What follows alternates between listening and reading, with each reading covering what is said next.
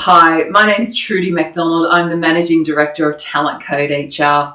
In this video, I'm going to talk a little bit about the difference and the pros and cons of financial versus non-financial rewards as an integral part of your remuneration strategy.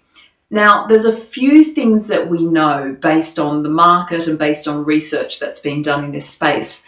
The first is that wage growth is relatively flat at the moment. So it's not going to be very encouraging for employees at the moment to be getting minimal pay increases when we start to look at their base salaries. So something else is going to be needed so that people feel as though they've been rewarded for the extra effort that they've been putting into their work.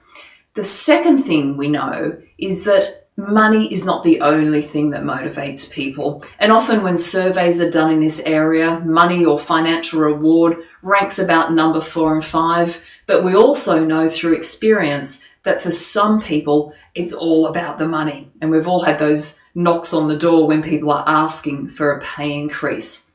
So with all of that, putting together a framework that enables you to look at the difference between financial and non-financial rewards is really critical to your remuneration strategy.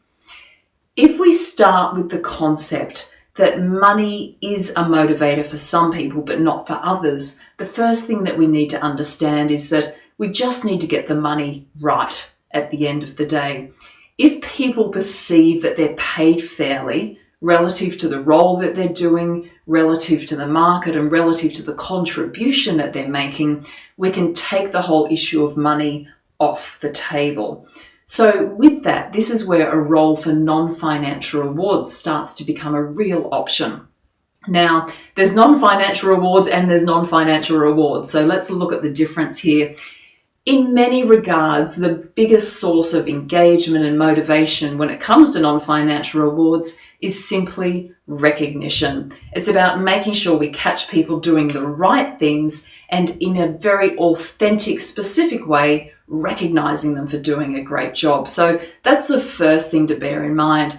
And all of the engagement research will tell us that on average, people need to feel that sense of recognition roughly every 7 days.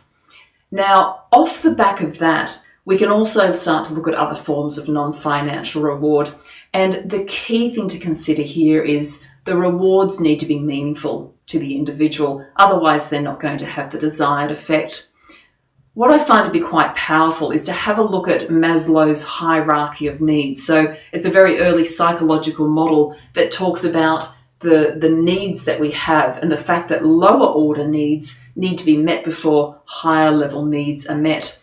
If you have a look at that framework and map it to how we can reward people in the workplace, money is right down the bottom. So we need to get the money right. But beyond that, there's a bit of a rank ordering of different ways that we can reward people. And that's everything from giving them more challenging, interesting work, to flexibility, to recognition, to the opportunity to collaborate and work across diverse groups of individuals and teams.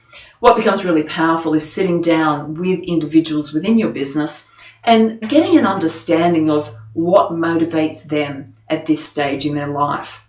With that, if you can create a flexible non-reward program that actually enables you to tailor non-financial rewards to individual needs, you'll start to really hit the mark in terms of engagement and recognition.